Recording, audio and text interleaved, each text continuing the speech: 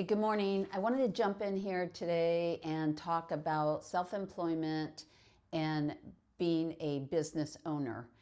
And I want to address who it may not be right for.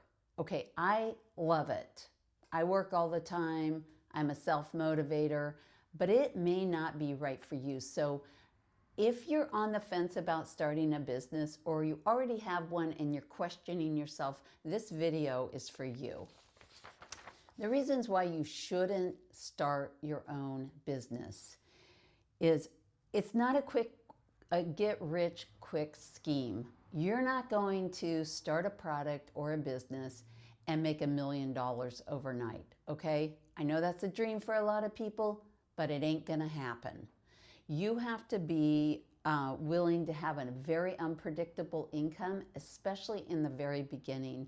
You may not make any money for a year doing this, okay? If you have your own product or a service business is going to be a little different, but your own product that you're launching and growing, you may not make any money for quite some time.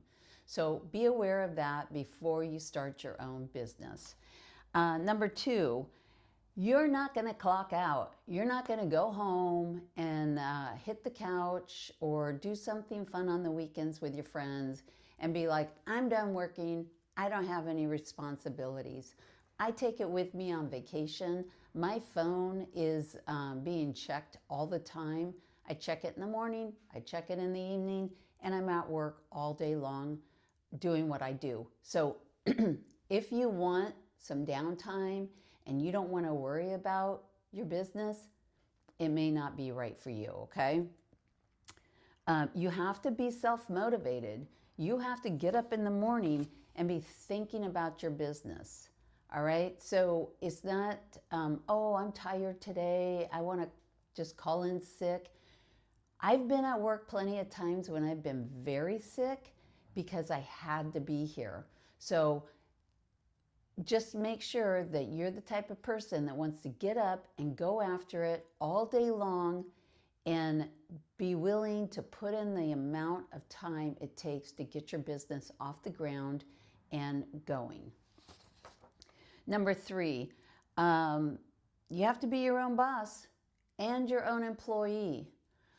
I can remember when I started an actual paycheck with my larger company, and I had to pay double Social Security on my own paycheck. So as an employee and the employer, I didn't just pay one Social Security, I had to double it, because if you're paying somebody's check, you're paying half of their Social Security into it. So being self-employed is going to have a lot of little details that an employee would never think about. You don't have to carry workman's comp on yourself, but there's a lot of other little details. You might be, if you're self-employed and you don't have medical insurance through somebody else in the household, your spouse, then that's going to be a huge cost. I carry my own, and I cannot believe the cost that has escalated in healthcare insurance. So these are things to think about when you are wanting to be your own boss. Number four, there's no built-in safety net. Talked about that with the unpredictable income. You're not going to your boss or the head of HR and talking to them about an issue or a problem or putting in time for a vacation. Let me tell you, I love being self-employed because I don't have to ask anybody's permission, okay? I'm willing to work all the time and be the one on the line for not having to ask permission. I don't have to ask somebody permission to get to work late because I'm taking my son to school or I'm at his ball game. I don't have to ask anybody's permission to take a vacation. However, when I take a vacation, I know that it's going to be a little bit difficult right before the vacation because I'm catching up, or when I come back, I've got to deal with a lot of things that I may have missed out on. So keep that in mind. Let's see. Number five, this is huge. It's going to test you. It's going to test your confidence, your resilience, and every bit of your core. I talked about this in a different video where make sure you have somebody that you can lean on. All right, so I have a sister who is an entrepreneur and self-employed. We can vent to each other and get those frustrations out. And there are days that, many days after being almost 30 years into this, that I have crumbled to my knees out of frustration, wanting to give up, because it may have been like, I can't pay my bills. I can't pay my vendor on time. These things are really important, that I pay people that have entrusted me with their product and sending products to me. So, or a customer went out of business and didn't pay me.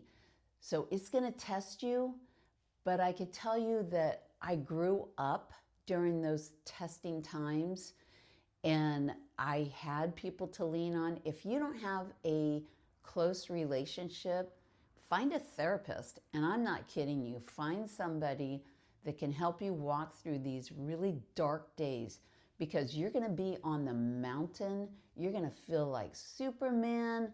You are kicking ass today. And there's going to be seasons that you're going to be in the valley. It's going to be raining on you, and there's no lifeline to climb up out of that valley. It's going to feel that way.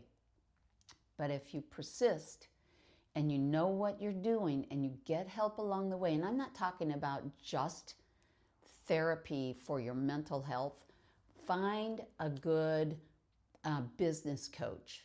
They're expensive if they're very good, but use them sparingly. When I was in a very dark place and I didn't know what to do next financially, and as my business was growing and I was just chasing it rather than leading it, I found a business coach, and I couldn't afford her frequently. Like, I couldn't afford her once a month. She was at the time like $150 an hour, and she eventually went up to $250 an hour.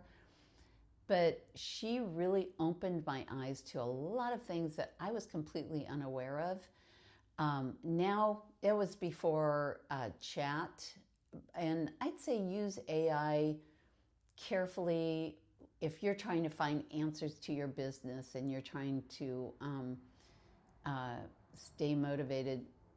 I don't know if that's the right place. I would say a real human being that has knowledge and that has been there, or better yet, find a group of entrepreneurs. There are groups out there that you can join a group, and you can either read what they're going through, or you can put out there what you're going through, because oftentimes we feel like we're alone and nobody understands what we're going through.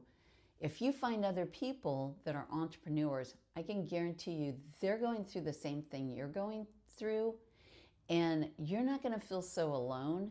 You're going to feel a little, not justified, I'm not sure the word I'm looking for, but you're going to feel like you're not out there alone, because you will feel like you're on a raft in the middle of the ocean. There are so many metaphors I could use for the way I felt at times, but when I fought my way out of those times and I got back on top or leveled out, it makes you feel so freaking good that you're a fighter and that you can do this, and that you will get up every morning and you will fight your way to success. Because when you hit that success, and don't let it go to your head, because it could be a rocky road, you're going to feel great. I wish you all the best. I'm going to be back here to support you guys again and to give you my 2 cents, whatever it's worth, about being a small business owner and an entrepreneur. Have a great day.